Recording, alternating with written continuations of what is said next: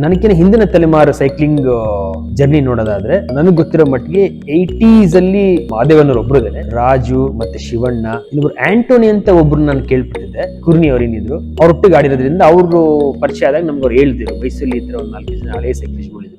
Up to 2015-16 ತನಕ ಮೈಸೂರಲ್ಲಿ ಯಾವುದೇ ರೀತಿ ಸೈಕ್ಲಿಸ್ಟ್ ಇಲ್ಲ ಎಕ್ಸೆಪ್ಟ್ ನಾನೊಬ್ಬ ಬಿಟ್ಟರೆ. 2015ರಿಂದ ಒಂದು 18ರೊಳಗೆ ಬ್ಯಾಕ್ ಟು ಬ್ಯಾಕ್ ಒಂದಷ್ಟು 7-8 ಜನ ಹುಡುಗರು ತುಂಬಾ ಕ್ವಿಕ್ ಆಗಿ ಬಂದು ಬಹಳ ಫಾಸ್ಟ್ ಆಗಿ ಅಚೀವ್ಮೆಂಟ್ ಮಾಡಿದ್ರು. ಅಷ್ಟು ಸೈಕ್ಲಿಂಗ್ ಕಲ್ಚರ್ ನಮ್ಮಲ್ಲಿ ಇರಲಿಲ್ಲ, ರೇಸಿಂಗ್ ಕಲ್ಚರ್ ಇರಲಿಲ್ಲ. ನೀವು ಕೇಳಿರ್ತೀರ ಸಾಮಾನ್ಯ ರೇಸಿಂಗ್ ಅಂತಂದ್ರೆ ನಾರ್ತ್ ಕರ್ನಾಟಕ, ಬಿಜಾಪುರ, ಬೆಳಗಾವಿ, ಬಾಗಲಕೋಟೆ, ಜಮಖಂಡಿ, ಈ ಒಂದು 4-5 ಜಿಲ್ಲೆಗಳೇನಿದೆ ಇಲ್ಲಿ ತುಂಬಾ ಪಾಪ್ಯುಲರ್ ಇಲ್ಲಿ ಸೈಕ್ಲಿಂಗ್. ಫಾರೆಸ್ಟ್ ಡಿಪಾರ್ಟ್ಮೆಂಟ್ ಒಂದು ರೇಸ್ ಕಂಡಕ್ಟ್ ಮಾಡ್ತಾ ಇದ್ರು.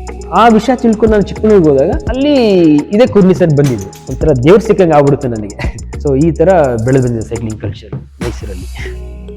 ನಮಸ್ಕಾರ, ನನ್ನ ಹೆಸರು ಲೋಕೇಶ್ ಅಂತ. ಮೂಲತಃ ನಮ್ಮ ಊರು KR ನಗರ. ನಮ್ಮ ತಂದೆ ಹೆಸರು ನರಸಿಂಹಾಚಾರ್, ನಮ್ಮ ತಾಯಿ ಹೆಸರು ಅಂಜಲಿ. 4 ಜನ ಒಟ್ಟು ಅಣ್ಣ ತಮ್ಮದಿರು ನಾವು. ನಾನು ಕೊನೆಯವನು. ನಾನು 2000 ಇಸ್ವಿಯಲ್ಲಿ ಸೈಕ್ಲಿಂಗ್ ಶುರು ಮಾಡಿ ಕಳೆದ 18 ವರ್ಷಗಳು, ಅಂದರೆ ನಾನು 2000 ಇಸ್ವಿ ಶುರು ಮಾಡಿ 2018ರಲ್ಲಿ ನಾನು ರೇಸಿಂಗ್ ಫಿನಿಶ್ ಮಾಡಿದೆ. ಸೊ ಹಾಗಾಗಿ ಸಾಕಷ್ಟು ನ್ಯಾಷನಲ್ಸು, ನ್ಯಾಷನಲ್ಸು, ಸ್ಟೇಟು ಎಲ್ಲ ಆಡಿದ್ದೀನಿ. ಹಾಗೆ ನನಗೆ ರಾಜ್ಯ ಸರ್ಕಾರ ನನ್ನ ಸಾಧನೆ ಗುರುತಿಸಿ ಏಕಲವ್ಯ ಅವಾರ್ಡ್ ಕೂಡ ಕೊಟ್ಟಿದೆ. ಈ 2014ರಲ್ಲಿ ನನಗೆ ರಾಜ್ಯ ಸರ್ಕಾರ ಏಕಲವ್ಯ ಪ್ರಶಸ್ತಿ ಕೊಟ್ಟಿದ್ದು. ಸೊ ಇದು ನನ್ನ ಸೈಕ್ಲಿಂಗ್ ಪರಿಚಯ. ಅದು ಹೊರತುಪಡಿಸಿ ನನಗಿನ ಹಿಂದಿನ ತಲೆಮಾರು ಸೈಕ್ಲಿಂಗ್ ಜರ್ನಿ ನೋಡೋದಾದ್ರೆ ನನಗೆ ಗೊತ್ತಿರೋ ಮಟ್ಟಿಗೆ 80s ಅಲ್ಲಿ ಒಂದು 4 ಜನ ಹಳೇ ಸೀನಿಯರ್ ಸೈಕ್ಲಿಸ್ಟ್ಗಳಿದ್ರು. ಉದಾಹರಣೆಗೆ ನನಗೆ ಮುಖ ಪರಿಚಯ ಇರೋದು ಮಾದೇವನವರು ಒಬ್ರು ಇದಾನೆ. ಅದ್ ಬಿಟ್ರೆ ರಾಜು ಮತ್ತೆ ಶಿವಣ್ಣ, ಇನ್ನೊಬ್ರು ಆಂಟೋನಿ ಅಂತ ಒಬ್ರು ನಾನು ಕೇಳ್ಬಿಟ್ಟಿದ್ದೆ. ಅವ್ರ ಮುಖ ಪರಿಚಯ ಇಲ್ಲ ನನಗೆ. ಮಾದೇವಣ್ಣವ್ರದ್ದು ಪರಿಚಯ ಇತ್ತು. ಮಧ್ಯೆ ಒಂದಷ್ಟು ಇವೆಂಟ್ಸ್ ನಾವು ಮಾಡಿದಾಗ ಅವ್ರನ್ನ ಕರೆದಿದ್ವಿ ನಾವು. ಅವರು ಆಸ್ ಎ ಸೀನಿಯರ್ ಸೈಕ್ಲಿಸ್ಟ್ ಜೊತೆಲಿ ಇರಬೇಕು ಅಂತ ಅವ್ರನ್ನ ಕರೆದು ಇನ್ವಾಲ್ವ್ ಮಾಡ್ಕೊಂಡಿದ್ವಿ. ಅದಾದ ನಂತರ ಮತ್ತೆ ಅವ್ರು ನನಗೆ ಕಾಣಲಿಲ್ಲ. ಸೊ ಹಾಗಾಗಿ 80s ಅಲ್ಲಿ ಒಂದು 4 ಜನ ಮೈಸೂರಲ್ಲಿ ಸೈಕ್ಲಿಂಗ್ ನಲ್ಲಿ ಇದ್ರು. ಅದು ಹೇಗೆ ಗೊತ್ತಾಯ್ತು ಅಂದ್ರೆ ನಮ್ಮ ಕೋಚಸ್ ಆದಂತ ಕುರ್ನಿ ಅವರೇನಿದ್ರು ಅವ್ರೊಟ್ಟಿಗೆ ಆಡಿರೋದ್ರಿಂದ ಅವರು ಪರಿಚಯ ಆದಾಗ ನಮ್ಗೆ ಅವ್ರು ಹೇಳ್ತಿದ್ರು ಮೈಸೂರಲ್ಲಿ ಇತರ ಒಂದು 4 ಜನ ಹಳೆ ಸೈಕ್ಲಿಸ್ಟ್ಗಳಿದ್ರು, ಅವ್ರ ಪರಿಚಯ ಮಾಡ್ಕೋ, ಅವರ ಅನುಭವ ಪಡ್ಕೋ ಅಂತ ನನಗೆ ಯಾವಾಗಲೂ ಸಿಕ್ಕಾಗೆಲ್ಲ ಹೇಳೋರು. ಹಾಗಾಗಿ ಅದೊಂದು ನೆನಪು ನನಗೆ. ಅದಾದ ನಂತರ ಮತ್ತೆ ಎಲ್ಲೂ 90s ಎಲ್ಲೂ ಮತ್ತೆ ಯಾರು ಸೈಕ್ಲಿಂಗ್ ನಲ್ಲಿ ಮೈಸೂರಿಗೆ ಬರಲಿಲ್ಲ. ನಾನು 2000 ನಾನು ಸ್ಟಾರ್ಟ್ ಮಾಡಿದ್ದೆ. 2001 ಆಗಸ್ಟ್ 15 ನಮ್ಮ ಊರಲ್ಲಿ ಒಂದು ರೇಸ್ ನಡೆಸಿದ್ರು. ಅದ್ರ ಪ್ರಯುಕ್ತ ನಾನು ಹೊರಗೆ ಬಂದಿದ್ದು. ಅಪ್ ಟು 2015-16 ತನಕ ಮೈಸೂರಲ್ಲಿ ಯಾವುದೇ ರೀತಿ ಸೈಕ್ಲಿಸ್ಟ್ ಇಲ್ಲ ಎಕ್ಸೆಪ್ಟ್ ನಾನೊಬ್ಬ ಬಿಟ್ಟರೆ. ಬೇರೆ ಯಾರು ಸೈಕ್ಲಿಸ್ಟ್ ಹುಟ್ಕೊಳ್ಳಿಲ್ಲ. ನನ್ನ ಸೈಕ್ಲಿಂಗ್ ಕಡೆ ಯಾವಾಗ ನಾನು ಸ್ಲೋ ಮಾಡ್ಕೊತ ಬಂದೆ ಅವಾಗ ನಾನು ಡೆವಲಪ್ಮೆಂಟ್ ಕಡೆ ವಿಚಾರ ಮಾಡ್ತಾ ಇದ್ದೆ. ಸೊ ಸೈಕ್ಲಿಂಗ್ ನನ್ ಮುಗೀತು. ಈಗ ಏನು ನೆಕ್ಸ್ಟ್ ಅಪ್ಕಮಿಂಗ್ ಯಂಗ್ ಸೈಕ್ಲಿಸ್ಟ್ನ ಯಾವ ಥರ ನಾವು ಹೊರಗೆ ತರೋದು, ಅವ್ರಿಗೆ ಯಾವ ಥರ ಗೈಡ್ ಮಾಡೋದು ಅಂತ ಆ ವಿಚಾರದಲ್ಲಿ ನಾನು ತೊಡಸ್ಕೊಂಡಾಗ ನಾನು 2014-15 ನನ್ನ ಸೈಕ್ಲಿಂಗ್ ಸ್ವಲ್ಪ ನಾನು ಸ್ಲೋ ಮಾಡ್ಕೊಂತ ಈ ಕಡೆ ಡೆವಲಪ್ಮೆಂಟ್ ಯಾವ ಥರ ಮಾಡೋದ್ರ ಬಗ್ಗೆ ಸ್ವಲ್ಪ ವಿಚಾರ ಮಾಡ್ತಾ ಇದ್ದೆ. ಅವಾಗ ನಾನೊಂದು ರೇಸ್ ಹೋಸ್ಟ್ ಮಾಡಿದೆ. 2014 ಒಂದು ರೇಸ್ ಹೋಸ್ಟ್ ಮಾಡಿದಾಗ ಅಲ್ಲಿ ಒಂದಷ್ಟು ಜನ ಹೊಸ ಹುಡುಗರು ಬಂದರು. ಅಲ್ಲಿಂದ ಸೈಕ್ಲಿಂಗ್ ಜರ್ನಿ ಮತ್ತೆ ನನ್ನ ಹೊರತುಪಡಿಸಿ ಮತ್ತೆ ಹೊಸ ಮುಖ ಬರ್ಲಿಕ್ಕೆ ಶುರು ಆಯಿತು. 2014ರಲ್ಲಿ ಬಂದಂತ ಹುಡುಗರು ತರುಣ್ ಶಿವ ಅಂತ ಒಬ್ಬ ಹುಡುಗ ಬಂದ, ಸೌರವ್ ಜಮದಗ್ನಿ ಅಂತ ಒಬ್ಬ ಹುಡುಗ ಬಂದ, ತೇಜಸ್ವಿ ಅಂತ ಇರೋ 3-4 ಜನ ಹುಡುಗರು ಬಂದ್ರು. ಆ ಇವೆಂಟ್ ಅಲ್ಲಿ ತೇಜಸ್ವಿ ಅನ್ನೋ ಹುಡುಗ ಒಂದು ಬ್ರಾನ್ಸ್ ಮೆಡಲ್ ಮಾಡಿ ನ್ಯಾಷನಲ್ಸ್ ಕ್ವಾಲಿಫೈ ಆದ. So after me is the first Guy national select ಆಗಿ ಹೋಗಿ ಬಂದಿದ್ದು. ಅದೊಂದು ಫಸ್ಟ್ ಮೈಲ್ ಸ್ಟೋನ್ ಏನಾಯ್ತು. ಅಲ್ಲಿಂದ ನಂತರ ಬ್ಯಾಕ್ ಟು ಬ್ಯಾಕ್ ಇವೆಂಟ್ ಮಾಡಕ್ ಶುರು ಮಾಡಿದ್ವಿ. ಹೊಸ ಹುಡುಗರು ಬರ್ಲಿಕ್ಕೆ ಶುರು ಆದ್ರು. ಅದಾದ ನಂತರ ಬಂದಿದ್ದು ವೈಶಾಖ್ KV ಅಂತ. ಅವನು ಇಲ್ವಾಲದ ಹುಡುಗ. ಅವ್ರ ತಂದೆ RMPಲ್ಲಿ ಕೆಲಸ ಮಾಡ್ತಾ ಇದ್ರು.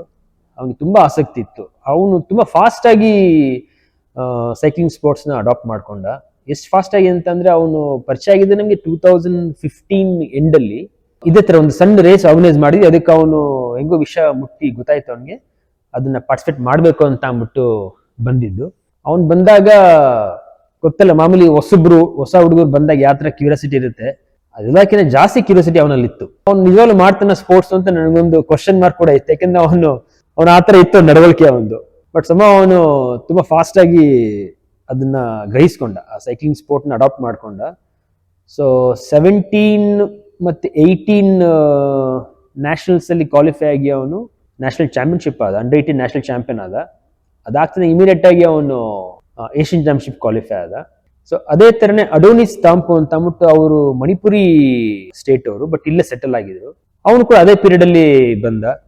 ಅವನು ಕೂಡ ಏಷ್ಯನ್ ಚಾಂಪಿಯನ್ಶಿಪ್ ಸೆಲೆಕ್ಟ್ ಆಗಿ ಇದೊಂದು 17-18 ಅಲ್ಲಿ ಇಬ್ಬರು ಹುಡುಗರು ಇಂಟರ್ನ್ಯಾಷನಲ್ ಮಟ್ಟಕ್ಕೆ ಹೋದ್ರು ನಮ್ಮ ಮೈಸೂರು ಜಿಲ್ಲೆಯಿಂದ.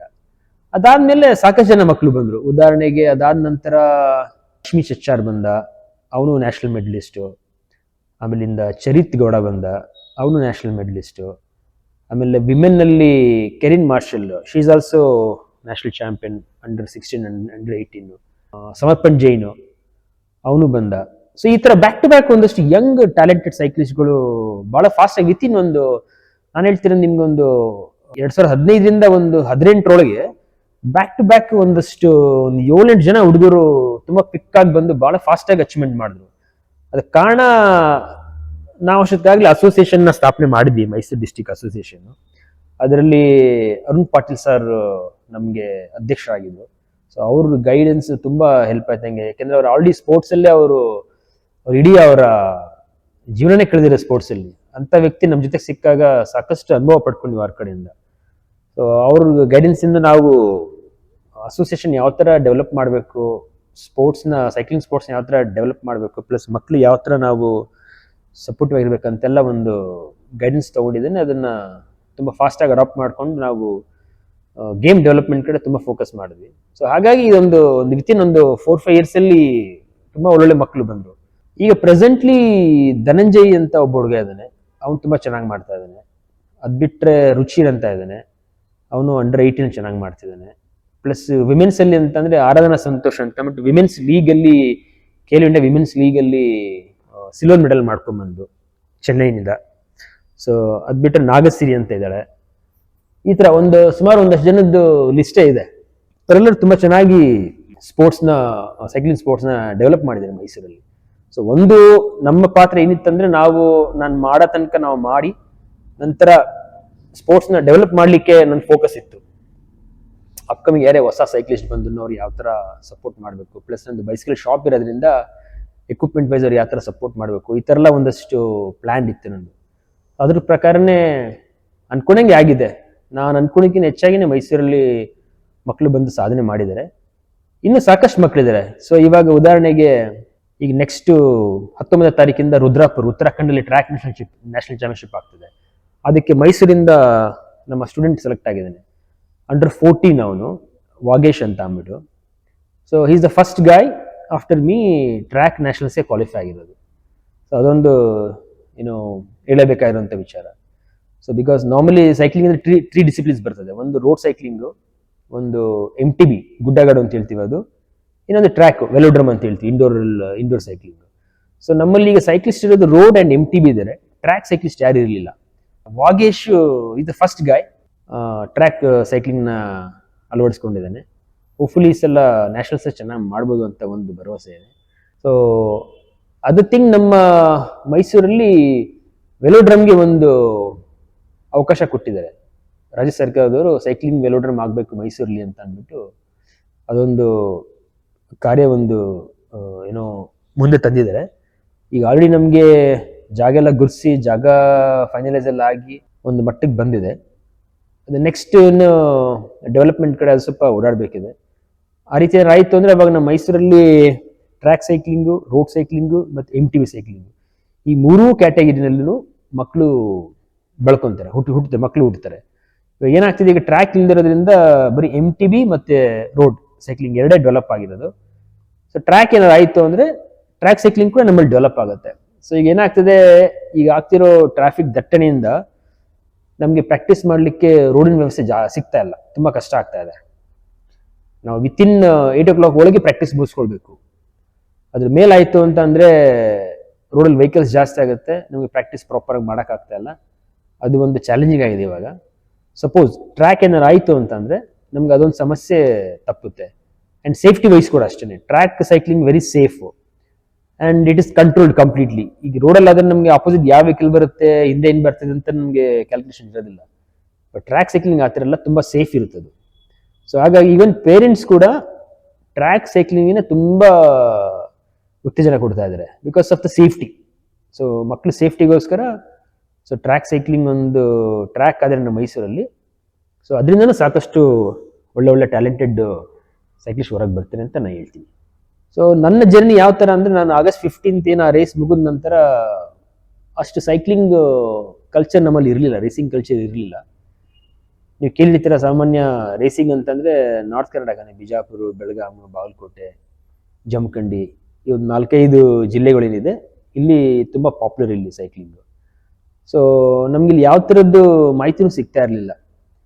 ಸೊ ಫಸ್ಟ್ ಒಂದು 2 ವರ್ಷ ನಾನು ತುಂಬ ಕಷ್ಟಪಟ್ಟೆ. ಯಾವ ಪೇಪರ್ ನೋಡಿದ್ರು ಯಾವುದನ್ನು ಮಾಹಿತಿ ಬರ್ತಾ ಇರಲಿಲ್ಲ, ಸೈಕ್ಲಿಂಗ್ ಕಾಂಪಿಟೇಷನ್ಸ್ ಇದೆ ಅಂತ ಅಂದ್ಬಿಟ್ಟು. ಸೊ ನಾನು ಸೈಕ್ಲಿಂಗ್ ಸ್ಟಾರ್ಟ್ ಮಾಡಿದಾಗ ನಮ್ಮೂರಲ್ಲಿ ಬೆನಕ ಪ್ರಸಾದ್ ಅಂತ ಅಂದ್ಬಿಟ್ಟು ಕೋಚ್ ಇದ್ರು, ಅಥ್ಲೆಟಿಕ್ ಕೋಚ್ ಇದ್ರು. ಸೊ ಅವ್ರನ್ನ ನಾನು ಯಾರೋ ನಂಗೆ ಇನ್ಫಾರ್ಮ್ ಮಾಡಿದ್ರು, ಇವ್ರನ್ನ ಹೋಗಿ ಮೀಟ್ ಮಾಡು, ಸೊ ಇವ್ರು ಸ್ಪೋರ್ಟ್ಸಲ್ಲಿ ಇರೋದ್ರಿಂದ ನಿಂಗೆ ಏನಾದ್ರು ಸ್ವಲ್ಪ ಹೆಲ್ಪ್ ಆಗುತ್ತೆ, ನೆಕ್ಸ್ಟ್ ಕಂಟಿನ್ಯೂ ಯಾವ ಥರ ಮಾಡ್ಬೋದು ಸೈಕ್ಲಿಂಗ್ ಅನ್ನೋದಕ್ಕೊಂದು ಹೆಲ್ಪ್ ಆಗ್ಬೋದು ಅಂತ ಹೇಳಿದಾಗ ನಾನು ಹೋಗಿ ಅವ್ರನ್ನ ಮೀಟ್ ಮಾಡಿದೆ. ಅವ್ರಿಗೂ ಅಷ್ಟು ಸೈಕ್ಲಿಂಗ್ ಸ್ಪೋರ್ಟ್ಸ್ ಬಗ್ಗೆ ಐಡಿಯಾ ಇರಲಿಲ್ಲ, ಬಿಕಾಸ್ ಅವ್ರ ಬ್ಯಾಕ್ಗ್ರೌಂಡೇ ಬೇರೆ, ಅವ್ರ ಅಥ್ಲೆಟಿಕ್ ಅಲ್ಲ. ಸೊ ಹಾಗಾಗಿ ಸೈಕ್ಲಿಂಗ್ ಐಡಿಯಾ ಇರಲಿಲ್ಲ. ಬಟ್ ಅವ್ರಿಗೊಂದು ಗೊತ್ತಿತ್ತು ಸೈಕ್ಲಿಂಗ್ ಒಂದು ಅಡ್ವೆಂಚರ್ ಸ್ಪೋರ್ಟು. ಮೈಸೂರಲ್ಲಿ ಅವರು ರುಕ್ಮಿಣಿ ಚಂದನ್ ಅಂತ ಒಬ್ರು ಲೇಡಿ ಇದ್ದಾರೆ, ಅವರು ಈ ಥರ ಅಡ್ವೆಂಚರ್ ಆಕ್ಟಿವಿಟೀಸ್ ಎಲ್ಲ ಕಂಡಕ್ಟ್ ಮಾಡ್ತಿರ್ತಾರೆ. ಅವ್ರನ್ನ ಹೋಗಿ ಮೀಟ್ ಮಾಡು ಅಂತ ಹೇಳಿದಾಗ ಅವ್ರಿಗೆ ಬಂದು ನಾನು ಮೈಸೂರಲ್ಲಿ ಮೀಟ್ ಮಾಡಿದೆ. ಸೊ ಅವರು ಸ್ಟ್ರೇಟ್ ಅವೇ ಕೂರ್ನಿ ಸರ್ ಕಾಂಟ್ಯಾಕ್ಟ್ ಮಾಡ್ಲಿಕ್ಕೆ ನನಗೆ ಹೇಳಿದ್ರು. ಅವ್ರ ಫೋನ್ ನಂಬರ್ ನನಗೇನು ಸಿಗಲಿಲ್ಲ, ಬಟ್ ಕೂರ್ನಿ ಸರ್ ಕಾಂಟ್ಯಾಕ್ಟ್ ಮಾಡಲಿಕ್ಕೆ ನನಗೆ ಇನ್ಫಾರ್ಮ್ ಮಾಡಿದ್ರು. ಬಟ್ ಹೇಗೆ ಕಾಂಟ್ಯಾಕ್ಟ್ ಮಾಡೋದು ಏನು ನನಗೇನು ಐಡಿಯಾ ಇಲ್ಲ, ಅವಾಗೆಲ್ಲ ಅಷ್ಟು ಫೋನ್ ಇರಲಿಲ್ಲ, ಅವಾಗ ಲ್ಯಾಂಡ್ಲೈನೇ, ಬಟ್ ನಂಬರ್ ಕೂಡ ಸಿಕ್ಕಿಲ್ಲ ನನಗೆ. ಬಟ್ ಎನಿವೇ ಅದೊಂದು ವಿಷಯ ಸಿಕ್ತ ತಿಳ್ಕೊಂಡು ಬಂದ ನಂತರ ಅದಾದ ಸ್ವಲ್ಪ ದಿನಕ್ಕೆ ಒಂದು ಪೇಪರ್ಲಿ ಒಂದು ಸ್ಮಾಲ್ ನ್ಯೂಸ್ ಬಂತು ನನಗೆ. ಏನದಂದ್ರೆ, ಚಿಕ್ಕಮಂಗ್ಳೂರಲ್ಲಿ ಫಾರೆಸ್ಟ್ ಡಿಪಾರ್ಟ್ಮೆಂಟ್ ಒಂದು ರೇಸ್ ಕಂಡಕ್ಟ್ ಮಾಡ್ತಾ ಇದ್ರು. ಆ ವಿಷಯ ತಿಳ್ಕೊಂಡು ನಾನು ಚಿಕ್ಕಮಂಗ್ಳೂರಿಗೆ ಹೋದಾಗ ಅಲ್ಲಿ ಇದೇ ಕೂರ್ನಿ ಸರ್ ಬಂದಿದ್ರು. ಸೊ ನಮ್ಮ ರುಕ್ಮಿಣಿ ಮೇಡಮ್ ಏನ್ ಹೇಳಿದ್ರು, ಆ ವ್ಯಕ್ತಿ ನನ್ನ ಕಣ್ಣು ಮುಂದೆ ಬಂದ ನನಗೆ ಬಹಳ ಖುಷಿ ಆಯ್ತು, ಒಂಥರ ದೇವ್ರ ಸಿಕ್ಕಂಗೆ ಆಗ್ಬಿಡುತ್ತೆ ನನಗೆ. ಅವ್ರು ನೋಡಿ ಅವ್ರಿಗೆ ಕಾಲು ನಮಸ್ಕಾರ ಮಾಡಿ, ಸರ್ ಹಿಂಗೆ ನಾನು ಸೈಕ್ಲಿಂಗ್ ಮಾಡ್ಬೇಕಂತ ಅನ್ಕೊಂಡಿದ್ದೀನಿ, ಸ್ವಲ್ಪ ನನಗೆ ಹೆಲ್ಪ್ ಮಾಡಬೇಕು ಅಂದಾಗ ಅವ್ರ ಪಾಪ ಹೆಲ್ಪ್ ಮಾಡಿದ್ರು ನನಗೆ. ರೇಸ್ ಮುಗಿದ ನಂತರ ಅವರು ನಂಬರ್ ಕೊಟ್ಟರು, ಎನಿ ಡೇ ನೀನು ಫೋನ್ ಮಾಡಿಕೊಂಡು ಬಿಜಾಪುರ್ಗೆ ಬರ್ಬೋದು, ಹಾಸ್ಟೆಲ್ ಇರುತ್ತೆ, ಬಂದಲ್ಲಿ ನೀನು ಸ್ಟೇ ಮಾಡಿಕೊಂಡು ಪ್ರಾಕ್ಟೀಸ್ ಮಾಡ್ಬೋದು ಅಂತ ಹೇಳಿ ನನಗೆ ಕರ್ಸ್ಕೊಂಡ್ರು. ನಾನು ಓದಿ ಒಂದು 15 ದಿನ, ಫಸ್ಟ್ ಟೈಮ್ 15 ದಿನ ಹೋದಾಗ ನಂಗೆ ಅನ್ನಿಸ್ತು ಆ್ಯಕ್ಚುಲಿ ಸೈಕ್ಲಿಂಗ್ ಹೆಂಗಿರುತ್ತೆ, ನಾವು ಇಷ್ಟು ದಿನ ಮಾಡ್ತಿದ್ದ ಬೇರೆ, ಅಲ್ಲೇ ಬೇರೆ ಥರ ಇತ್ತು. ಯಾಕೆಂದ್ರೆ ಆಡಿ ಸಾಕಷ್ಟು ಟಾಪ್ ಸೈಕ್ಲಿಸ್ಟ್ಗಳಲ್ಲಿದ್ದರು. ಉದಾಹರಣೆಗೆ ಗಂಗು ಬೀರಾದರು, ಪ್ರೇಮಲತಾ ಸೂರ್ಯಬಾನು, ಮತ್ತೆ ವಲ್ಲಪ್ಪ ಲಮಾಣಿ, ಆ್ಯಂಡ್ ಇನ್ನು ತುಂಬ ಜನ ಒಳ್ಳೊಳ್ಳೆ ಸೈಕ್ಲಿಸ್ಟ್ಗಳಿದ್ರು ನನ್ನ ಬ್ಯಾಚಲ್ಲಿ. ಮತ್ತು ಅದು ಬಿಟ್ಟರೆ ಬಿಜಾಪುರಲ್ಲೇ ಇನ್ನೊಂದಷ್ಟು ಒಳ್ಳೊಳ್ಳೆ ಹೆಸರು ನೆನಪಾಗ್ತಿಲ್ಲ ನನಗೆ, ಅವರೆಲ್ಲ ಪರಿಚಯ ಮಾಡ್ಕೊಂಡಿದ್ದೆ ನಾನು. ಸೊ ಅವರೆಲ್ಲ ನೋಡಿದಾಗ ಭಾಳ ಖುಷಿ ಆಯಿತು. ಅಲ್ಲಿಂದ ನಾನು ವಾಪಸ್ ಬಂದ ನಂತರ ನಾನು ಕಂಪ್ಲೀಟ್ಲಿ ಮುಳುಗೋದೆ ಸೈಕ್ಲಿಂಗ್. ನಾನು ತುಂಬ ಸೀರಿಯಸ್ ತೊಗೊಂಡ್ಬಿಟ್ಟೆ. ಬೇಸಿಕ್ಲಿ ನಮ್ಮ ಫ್ಯಾಮಿಲಿ ಬಂದು ವಿಶ್ವಕರ್ಮ, ನಾವು ಚಿನ್ನಬಳ್ಳಿ ಕೆಲಸ ಮಾಡಿಕೊಂಡು ನಾನು ರೇಸಿಂಗ್ ಮಾಡ್ಕೊಂಡು ಬಂದಿದ್ದು. ನಾನು ಯಾವಾಗ ರೇಸಿಂಗ್ ಶುರು ಮಾಡಿದೆ, ನಮ್ಮ ಕುಲಕಸಬೇನಿತ್ತು, ಅದನ್ನು ನಾನು ಸ್ಲೋಲಿ ಕಮ್ಮಿ ಮಾಡ್ಕೊತ ಬಂದ್ಬಿಟ್ಟೆ. ನಮ್ಮ ಮನೇಲಿ ಎಲ್ಲ ಸ್ವಲ್ಪ ಭಯನೂ ಪಡ್ತಿದ್ರು, ಏನಪ್ಪ ಏನು ಕೆಲಸ ಮಾಡ್ಕೊಂಡು ಒಂದು 4 ಸಂಪಾದನೆ ಮಾಡ್ತಿದ್ದ, ಇದಕ್ಕಿದಂಗೆ ನಮ್ಮ ಇಡೀ ವಂಶದಲ್ಲಿ ಯಾವ ಸ್ಪೋರ್ಟ್ಸ್ ಮಾಡಿಲ್ಲ, ಇವನು ಈ ಥರ ಸ್ಪೋರ್ಟ್ಸ್ ಮಾಡೋಕೆ ಶುರು ಮಾಡ್ಕೊಂಡ್ಬಿಟ್ಟಿದ್ನಲ್ಲ, ಹೆಂಗೆ ಏನು ಅಂತಂದ್ಬಿಟ್ಟು ಅವ್ರು ಫುಲ್ ಕನ್ಫ್ಯೂಸ್ ಆಗ್ಬಿಟ್ಟು, ಅಫ್ಕೋರ್ಸ್ ಪೇರೆಂಟ್ಸ್ ಅಂತ ಸ್ವಲ್ಪ ಅವ್ರಿಗೆ ಭಯ ಇದ್ದೇ ಇರುತ್ತೆ ಮಕ್ಕಳು ಕೆರಿಯರ್ ಬಗ್ಗೆ ಎಲ್ಲ. ಸೊ ಅದೇ ಥರ ನಮ್ಮಲ್ಲೂ ಹಂಗೆ ಆಯಿತು. ಬಟ್ ಲಕ್ಕಿಲಿ ನನಗೆ ನಮ್ಮ ಅಣ್ಣಂದ್ರ ಸಪೋರ್ಟ್ ಇತ್ತು ಸ್ವಲ್ಪ. ಅದು ನನಗೆ 2ನೇ ಅಣ್ಣನ ತುಂಬ ಸಪೋರ್ಟ್ ಇತ್ತು. ನಾನು 4 ಜನ ಅಣ್ಣ ತಮ್ಮಂದಿರು, ನನಗೆ 2ನೇ ಅಣ್ಣನ ತುಂಬ ಸಪೋರ್ಟ್ ಇತ್ತು. ಸೊ ಎಲ್ಲೇ ಹೋದ್ರು ಬಂದ್ರು ಅವನು ಕಳಿಸ್ತಿದ್ದ ಧೈರ್ಯವಾಗಿ, ಖರ್ಚಿಗೆ ಕಾಸು ಎಷ್ಟು ಬೇಕೆಲ್ಲ ಕೊಟ್ಟು ಕಳಿಸ್ತಾ ಇದ್ದ. ಹಂಗಾಗಿ ಏನು ಸಮಸ್ಯೆ ಆಗ್ತಿರಲಿಲ್ಲ. ಮಧ್ಯೆ ಸ್ವಲ್ಪ ಫೈನಾನ್ಷಿಯಲಿ ಸ್ಟ್ರಗಲ್ ಆಗ್ತಿತ್ತು. ಬಟ್ ಮನೇಲಿ ಮುಜುಗರ ಹೆಂಗೆ ಕೇಳೋದು, ಹೆಂಗೆ ಬಿಡೋದು, ಆದರೂ ಹೆಂಗೂ ನಿಭಾಯಿಸ್ಕೊಂಡು ನಾವು ಸುಮಾರು ಒಂದು 16 ವರ್ಷ ಸೈಕ್ಲಿಂಗ್ ಮಾಡಿದ್ವಿ ನಾವು. ಅದ್ರ ಮಧ್ಯದಲ್ಲಿ ಒಂದು 4-5 ಇಂಟರ್ನ್ಯಾಷನಲ್ ಮಾಡಿ, ಪ್ಲಸ್ ಒಂದಷ್ಟು ನ್ಯಾಷನಲ್ ಮೆಡಲ್ ಮಾಡಿ, ಕಡೆಗೆ ನನಗೆ ಏಕಲವ್ಯ ಅವಾರ್ಡ್ ಸಿಕ್ತು.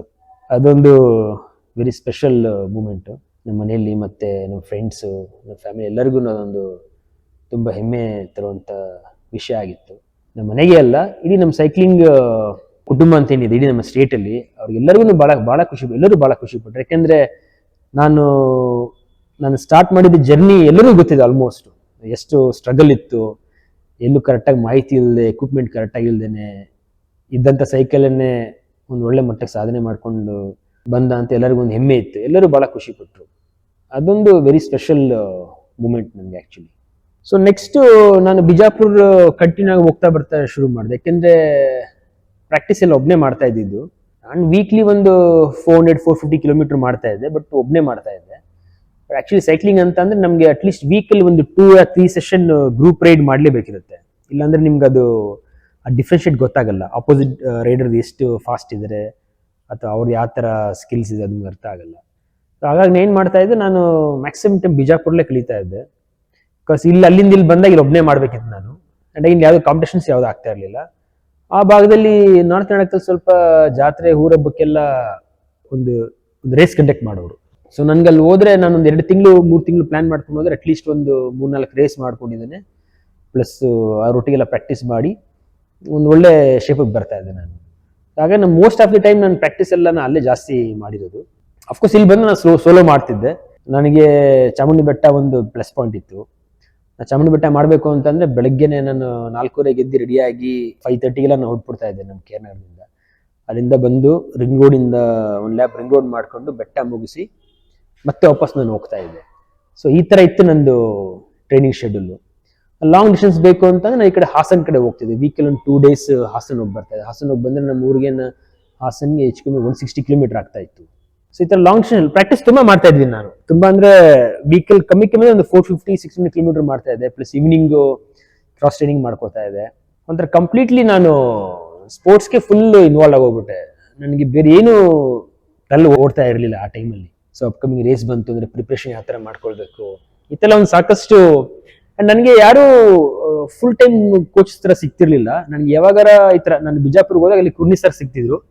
ಅವರೊಂದಷ್ಟು ನನಗೆ ಗೈಡ್ ಮಾಡೋರು. ಅದನ್ನ ನಾನು ಅಳವಡಿಸ್ಕೊಂಡು ಇಲ್ಲಿ ಬಂದು ಅದೇ ಥರ ಪ್ರಾಕ್ಟೀಸ್ ಮಾಡಿಕೊಂಡು ಈ ಥರ ನ್ಯಾಷನಲ್ಸ್ ಎಲ್ಲ ಪ್ರಿಪೇರ್ ಆಗ್ತಾ ಇದ್ದೆ. But over all cycling journey ನನ್ನ ಸ್ವಲ್ಪ ಸ್ಟ್ರಗಲ್ ಜಾಸ್ತಿ ಇತ್ತು. ಒಂದು ಎಕ್ವಿಪ್ಮೆಂಟ್ ವೈಸ್ ನಂಗೆ ಅಷ್ಟು ಅಡ್ವಾನ್ಸ್ಡ್ ಎಕ್ವಿಪ್ಮೆಂಟ್ ಸಿಗ್ತಾ ಇರಲಿಲ್ಲ. ಒಂದು ಸೈಕ್ಲಿಂಗ್ ಸ್ಪೋರ್ಟ್ಸ್ ತುಂಬ ಎಕ್ಸ್ಪೆನ್ಸಿವ್. ಸೊ ಕಾಸ್ಟ್ ನನಗೆ ಅದನ್ನ ಹೊಂದಕ್ಕೆ ಆಗ್ತಾ ಇರಲಿಲ್ಲ. ಅದಕ್ಕೆ ಬೇಕಾಗಿರುವಂಥ ಎಕ್ವಿಪ್ಮೆಂಟ್ ಲೇಟೆಸ್ಟ್ ಎಕ್ವಿಪ್ಮೆಂಟ್ಸ್ ನನಗೆ ತಗೊಳ್ಳೋದೇ ಭಾಳ ಕಷ್ಟ ಆಗ್ತಾ ಇತ್ತು.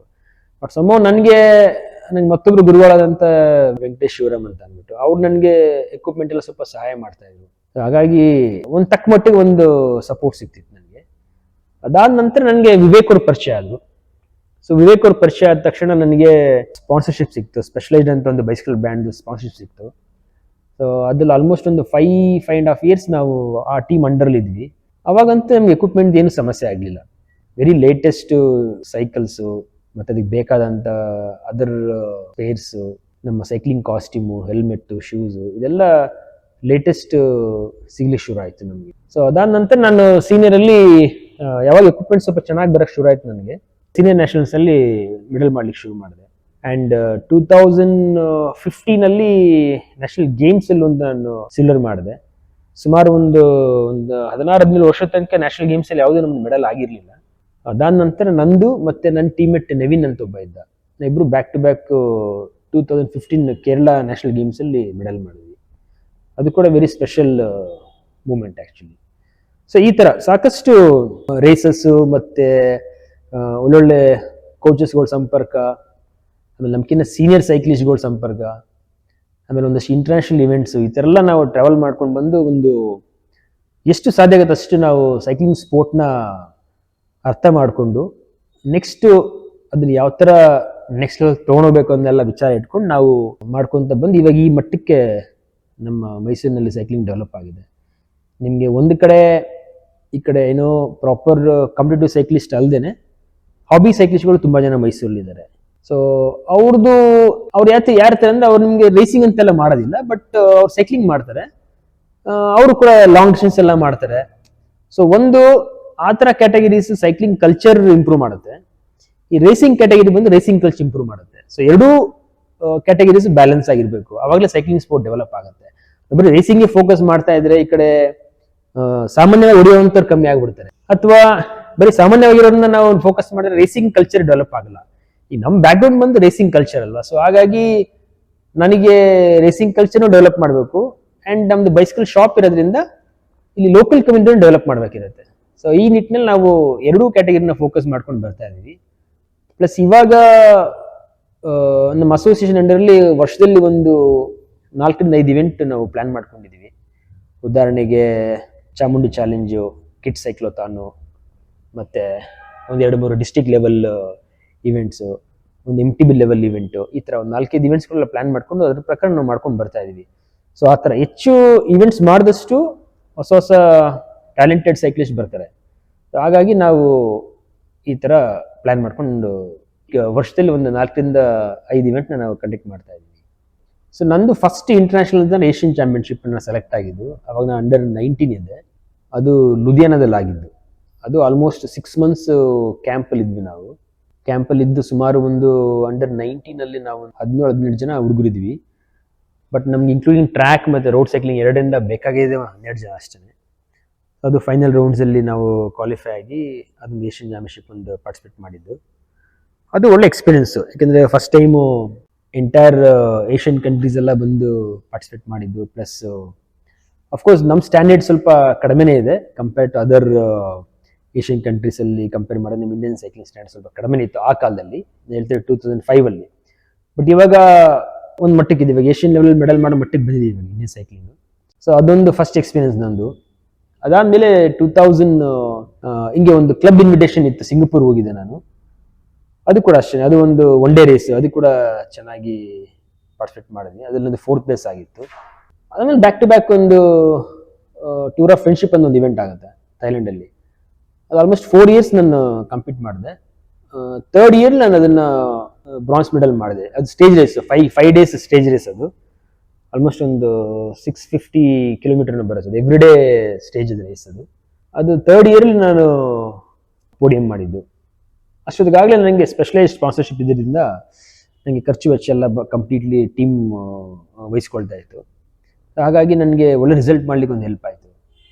ಸೊ ನೆಕ್ಸ್ಟ್ ಅದಾದ ನಂತರ ನಾನು ನ್ಯಾಷನಲ್ ಗೇಮ್ಸಲ್ಲಿ ಏನು ಸಿಲ್ವರ್ ಮೆಡಲ್ ಮಾಡಿದೆ, ಅದರದ್ದು ನೆನಪಾಗಿ ನನಗೆ ನಮ್ಮ ಟೀಮ್ ಇತ್ತು, ಸ್ಪೆಷಲೈಸ್ಡ್ ಟೀಮ್ ಇತ್ತು, ಅವರು ನನಗೆ ಬೆಲ್ಜಿಯಂ ಕಳಿಸಿದ್ರು.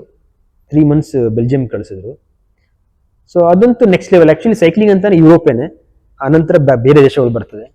ಸೊ ಯುರೋಪಲ್ಲಿ ಸೈಕ್ಲಿಂಗ್ ಕಲ್ಚರ್ ಎಷ್ಟು ಮಟ್ಟಿಗೆ ಇದೆ ಅಂತಂದ್ರೆ, ನಿಮಗೆ ಅಲ್ಲಿ ಮೇಜರ್ ಸಿಟೀಸ್ಗೆ ಹೋದ್ರೆ ನಿಮಗೆ ಅಲ್ಲಿ ಬರೀ ಸೈಕ್ಲಿಂಗೇ ಕಾಣ್ತಿರುತ್ತೆ. ಅಲ್ಲಿ ನೀವು ಮಾಮೂಲಿ ವೆಹಿಕಲ್ಸ್ ಕಾಣೋದಿಲ್ಲ, ಅಷ್ಟು ಸೈಕ್ಲಿಂಗ್ ಕಲ್ಚರ್ ಅಲ್ಲಿ, racing culture and as well as city ಒಳಗಡೆ ಓಡಿಸಾಡುವಂಥ ಜನಗಳು ತುಂಬ ಜನ ಇದ್ದಾರೆ. ಸೊ ರೇಸಿಂಗ್ ಕಲ್ಚರ್ ತುಂಬ ಚೆನ್ನಾಗಿದೆ ಬೆಲ್ಜಿಯಮಲ್ಲಿ. ಇಡೀ ವರ್ಲ್ಡಿಂದಲೇ ಬರ್ತಾರೆ ರೇಸ್ ಮಾಡಲಿಕ್ಕೆ. ಅಲ್ಲಿ ಪ್ರತಿದಿನ ರೇಸ್ ಇರುತ್ತೆ. ನಿಮಗೆ ಹೋಲ್ ಇಯರ್ದು ಕ್ಯಾಲೆಂಡರ್ ಸಿಕ್ಬಿಡುತ್ತೆ, ನೀವೇ ಟಿಕ್ ಮಾಡಿಕೊಂಡು ಅದಕ್ಕೆ ನೀವು ಎಂಟ್ರಿ ಆಗ್ಬೋದು. ನೀವು ವೀಕಲ್ಲಿ 2 race ಮಾಡ್ತಿರೋ, 3 race ಮಾಡ್ತಿರೋ, ಆ ಥರ ನೀವೇ ಸೆಲೆಕ್ಟ್ ಮಾಡ್ಕೊಂಡಿದ್ದೇನೆ ಆ ರೇಸ್ನ ಹೋಗಿ ಅಟೆಂಡ್ ಮಾಡ್ಬೋದು ನೀವು. ಆ ಥರ ಒಂದು 3 months ನಾವು ಒಂದು ಹೆಚ್ಚು ಕಡಿಮೆ ಒಂದು 20-25 ರೇಸ್ ನಾವು ಕಂಪೀಟ್ ಮಾಡಿದ್ವಿ. ಬಟ್ ಒಂದೊಂದು ರೇಸ್ ಒಂದೊಂದು ಎಕ್ಸ್ಪೀರಿಯನ್ಸು, ಯಾಕೆಂದರೆ ನಾವು ಅಷ್ಟೊತ್ತಿಗಾಗಲೇ ಇಲ್ಲಿ ಒಂದು ಒಳ್ಳೆ ಮಟ್ಟದಲ್ಲಿದ್ದು ಇಂಡಿಯನ್ ಸೈಕ್ಲಿಂಗಲ್ಲಿ ಎಲ್ಲ ಆಲ್ಮೋಸ್ಟ್ ಟಾಪ್ ಲಿಸ್ಟಲ್ಲಿ ಇದ್ವಿ ನಾವು. ಸೊ ಹಾಗಾಗಿ ನಾವು ಅಲ್ಲಿ ಹೋಗಿದ್ದಕ್ಕೆ ಸರ್ವೈವ್ ಆದ್ವಿ ನಾವು. ಅದರ್ವೈಸ್ ಬಿಗಿನರ್ ಆಗಿದ್ರೆ 100% ಸರ್ವೈವ್ ಆಗಲ್ಲ, ಯಾಕೆಂದರೆ ಅದು ಕೋರ್ಸ್ ಅಷ್ಟು ಫಾಸ್ಟ್ ಇರುತ್ತೆ ಅಲ್ಲಿ ಆಲ್ಮೋಸ್ಟ್ ನಮಗೆ ಒಂದು ರೇಸ್ ಅಂತಂದ್ರೆ ಹೆಚ್ಚು ಕಮ್ಮಿ ಒಂದು 120-130 ಸೈಕ್ಲಿಸ್ಟ್ ಪಾರ್ಟಿಸಿಪೇಟ್ ಮಾಡ್ತಾರೆ. ಸೊ ಅಷ್ಟು ಜನ ಒಬ್ರಿಗಿನ ಒಬ್ರು ಏನಂತಾರೆ ಪಂಟಿರ್ತಾರೆ ಅವರು. ಸೊ ಅಲ್ಲಿ ಅವರು ರೇಸಿಂಗ್ ಕಲ್ಚರ್ ಯಾವ ತರ ಅಂದ್ರೆ ಎವ್ರಿ ವೀಕ್ 1 or 2 race ಮಾಡ್ತಾನೆ ಇರ್ತಾರೆ. ಸೊ ನಮ್ಗಿಲ್ಲಿ ಆ ಲೆವೆಲ್ ರೇಸ್ ಅಂತ ನ್ಯಾಷನಲ್ಸ್ ಒಂದೇ, ನಮ್ಗೆ ವರ್ಷಕ್ಕೆ 1-2 ಸಿಗುತ್ತೆ. ಬಟ್ ಅಲ್ಲಿ ಆ ತರ ಅಲ್ಲ, ವೀಕ್ಲಿ ನಿಮ್ಗೆ ಒಂದು 2-3 race ಸಿಗುತ್ತೆ. ಸೊ ಹಾಗಾಗಿ ಅಲ್ಲಿ ರೇಸಿಂಗ್ ಕಲ್ಚರ್ ಅಷ್ಟು ಸ್ಟ್ರಾಂಗ್ ಇರೋದು. ಸೊ ನಮ್ಮಲ್ಲಿ ಕಾಂಪಿಟೇಷನ್ ಸ್ವಲ್ಪ ಕಡಿಮೆ, ಇವಾಗ ಸ್ವಲ್ಪ ಹೆಚ್ಚಾಗಿದೆ, ಬಟ್ ನಾವು ಮಾಡ್ಬೇಕಾದ್ರೆ ತುಂಬಾ ಕಡಿಮೆ. ವರ್ಷಕ್ಕೆ ಒಂದು ನ್ಯಾಷನಲ್ ಸಿಗ್ತಿತ್ತು, ಒಂದು ಸ್ಟೇಟ್ ಚಾಂಪಿಯನ್ಶಿಪ್ ಸಿಗ್ತಿತ್ತು. ಅದ್ ಬಿಟ್ರೆ ಒಂದು 2-3 ಸಣ್ಣ ಪುಟ್ಟ ಲೋಕಲ್ ರೇಸ್ಗಳು. ಅದ್ ಬಿಟ್ರೆ ಬೇರೆ ದೊಡ್ಡ ಮಟ್ಟದ ಯಾವ್ದು ರೇಸಸ್ ಬರ್ತಾ ಇಲ್ಲ ನಮಗೆ. ಬಟ್ ಯುರೋಪಲ್ಲಿ ಆತಲ್ಲ, ನಿಮಗೆ ಎವ್ರಿ ಡೇ ಒಂದು ರೇಸ್ ಇರುತ್ತೆ, ನಿಮಗೆ ಒಳ್ಳೆ ಕ್ಯಾಶ್ ಪ್ರೈಸ್ ಇರುತ್ತೆ. ಅದೊಂದು ಒಳ್ಳೆ ಎಕ್ಸ್ಪೀರಿಯನ್ಸ್ ನನಗೆ ಆಗಿದ್ದು. ಅದಾದ ಅಲ್ಲಿಂದ ಬಂದ ನಂತರ ನಾನು ಅಗೇನ್ ಒಂದೊಂದು 2 ನ್ಯಾಷನಲ್ಸ್ ಅಟೆಂಡ್ ಮಾಡಿದೆ, ಅದರಲ್ಲೂ ಮೆಡಲ್ ಮಾಡಿ ಕಡೆಗೆ ಒಂದು ಲಾಸ್ಟ್ ನ್ಯಾಷನಲ್ಸ್ ಬಂದು ಅಲಿಗಢ್ ನ್ಯಾಷನಲ್ಸ್ 2017, ಅದರಲ್ಲೊಂದು ಬ್ರಾನ್ಸ್ ಮೆಡಲ್ ಮಾಡಿದೆ. ಅದು ಮಾಡಿ ನಂತರ ನಾನು ರೇಸಿಂಗ್ ಸಾಕು, ಸ್ವಲ್ಪ ರೇಸಿಂಗ್ ಕಲ್ಚರ್ನ ಡೆವಲಪ್ ಮಾಡೋಣ ಅಂತ ಮೈಸೂರಲ್ಲಿ ನಾನು ನಿರ್ಧಾರ ಮಾಡಿ, ನಾನು ಮತ್ತು ನನ್ನ ವೈಫು ಇಬ್ಬರು ಈಗ ನಾವು ಅದ್ರ ಪರವಾಗಿನೇ ದುಡಿತಾ ಇದ್ವಿ. ಈಗ ನೆಕ್ಸ್ಟ್ ನಮ್ಮ ಮೈಸೂರಲ್ಲಿ ಸೈಕ್ಲಿಂಗ್ ಅಂತ ಬಂದಾಗ ಒಂದಷ್ಟು ಸೀನಿಯರ್ ಲೆವೆಲಲ್ಲಿ ಪ್ರಾಮಿಸ್ ಸೈಕ್ಲಿಸ್ಟ್ ಇದ್ದಾರೆ. ಸೋಮೇಶ್, ಆಮೇಲೆ ವೈಶಾಖ್, ಅಚಲ್, ಚರಿತ್, ಧನಂಜಯ್, ಈ ಥರ. ವಿಮೆನ್ಸಲ್ಲಿ ಆರಾಧನಾ, ನಾಗಸಿರಿ ಮತ್ತು ಕೆರಿನ್, ಇವರೊಂದು 4 ಜನ. ಇವರಲ್ಲೊಂದು ಪ್ರಾಮಿಸ್ ಸೈಕ್ಲಿಸ್ಟ್. ಇವಾಗ they are already selected for the nationals. ಈಗ ನೆಕ್ಸ್ಟ್ ಫೆಬ್ರಲ್ಲಿ ಅರುಣಾಚಲ್ MTB ನ್ಯಾಷನಲ್ಸ್ ಆಗ್ತಾ ಇದೆ, ಅದಕ್ಕೆ ಇವರೆಲ್ಲ ಕ್ವಾಲಿಫೈ ಆಗಿದ್ದಾರೆ. ಹೋಪ್ಫುಲಿ ಈ ಸಲ ತುಂಬ ಚೆನ್ನಾಗಿ ಮಾಡ್ಬೋದು ಅಂತ ಅಂದ್ಕೊಂಡಿದ್ದೀನಿ. ಅದ್ರ ಜೊತೆಗೆ ನಮ್ದು ಪ್ರಾಕ್ಟೀಸ್ ಸೆಷನ್ ಕೂಡ ಇರುತ್ತೆ, ಅದೆಲ್ಲ ಅಟೆಂಡ್ ಮಾಡ್ತಾ ಇದ್ದಾರೆ. ಸೊ ಲಾಸ್ಟ್ ಟೈಮ್ ನಾವೆಲ್ಲ ಸ್ಟೇಟ್ ಚಾಂಪಿಯನ್ ಆಗಿ ಬಂದಿದ್ವಿ. ಅದರಲ್ಲಿ ಮೋಸ್ಟ್ ಕಾಂಟ್ರಿಬ್ಯೂಷನ್ ಆಗಿದ್ದು ನಮ್ಮ ಮೈಸೂರು ಸೈಕ್ಲಿಸ್ಟ್. ಅವ್ರದ್ದು ಮೋಸ್ಟ್ ಮೆಡಲ್ ಟ್ಯಾಲಿನಲ್ಲಿ ಜಾಸ್ತಿ ಇದರಿಂದ ಚಾಂಪಿಯನ್ಶಿಪ್ ಆಗಿ ಬಂದ್ವಿ ನಾವು. ಸೊ ಈ ವರ್ಷನೂ ಕೂಡ ಅದೇ ರೀತಿ ಮಾಡ್ತಾರೆ ಅಂತ ನಾನು ಭರವಸೆ ಇಟ್ಕೊಂಡಿದ್ದೀನಿ. ಸೊ ಈ ತರ ಬೆಳೆದು ಬಂದಿದೆ ಸೈಕ್ಲಿಂಗ್ ಕಲ್ಚರ್ ಮೈಸೂರಲ್ಲಿ. ಇದು ಸ್ಪೋರ್ಟ್ಸ್ ಡೆವಲಪ್ ಆಗ್ಬೇಕಂತಂದ್ರೆ ಅದಕ್ಕೆ ಪ್ರೈವೇಟ್ ಕಂಪ್ನೀಸು ಅಥವಾ ದೊಡ್ಡ ದೊಡ್ಡ ಬಿಸ್ನೆಸ್ ಮ್ಯಾನ್ಗಳು ಸ್ವಲ್ಪ ಸಪೋರ್ಟ್ ಮಾಡಿದ್ರೆ ತುಂಬಾ ಹೆಲ್ಪ್ ಆಗುತ್ತೆ. ಈಗ ಸಾಕಷ್ಟು ಸ್ಪೋರ್ಟ್ಸ್ ಅಲ್ಲಿ ದೊಡ್ಡ ದೊಡ್ಡ ಬಿಸ್ನೆಸ್ ಮ್ಯಾನ್ ಕಂಪ್ನೀಸ್ಗಳೆಲ್ಲ ಇನ್ವೆಸ್ಟ್ ಮಾಡ್ತಾ ಇದೆ. ಅದರಿಂದ ಅವ್ರಿಗೆ ವಿಸಿಬಿಲಿಟಿ ಅಷ್ಟೇ ಇರುತ್ತೆ, ಪ್ಲಸ್ ಒಂದು ಒಳ್ಳೆ ಕಲ್ಚರ್ ಕ್ರಿಯೇಟ್ ಆಗುತ್ತೆ. ನಮಗೆ ಸ್ಪೋರ್ಟ್ಸ್ ಅಲ್ಲಿ ಹೆಚ್ಚು ಮೆಡಲ್ ಮಾಡಿದಂಥ ಮಕ್ಕಳು ನೋಡಿರ್ಬೋದು, ಅವ್ರದ್ದು ಪರ್ಸನಾಲಿಟಿನೇ ಡಿಫ್ರೆಂಟ್ ಆಗಿರುತ್ತೆ. ಸೊ ಆ ಥರ ಆದಷ್ಟು ಸ್ಪೋರ್ಟ್ಸಿಗೆ ಸಪೋರ್ಟ್ ಮಾಡಿ, ಪ್ಲಸ್ ಒಂದಷ್ಟು ಜನ ಸ್ಪಾನ್ಸರ್ಸ್ ಥರ ಹೊರಗೆ ಬಂದು ಈ ಸೈಕ್ಲಿಂಗ್ ಸ್ಪೋರ್ಟ್ಸ್ನ ಸ್ಪಾನ್ಸರ್ ಮಾಡಿ ಮಕ್ಕಳಿಗೆ ಅವ್ರಿಗೆಲ್ಲ ಎಕ್ವಿಪ್ಮೆಂಟ್ ಸಪೋರ್ಟ್ ಮಾಡಿದ್ರೆ ತುಂಬ ಹೆಲ್ಪ್ ಆಗುತ್ತೆ. And cycling sport is very expensive, not like other sport.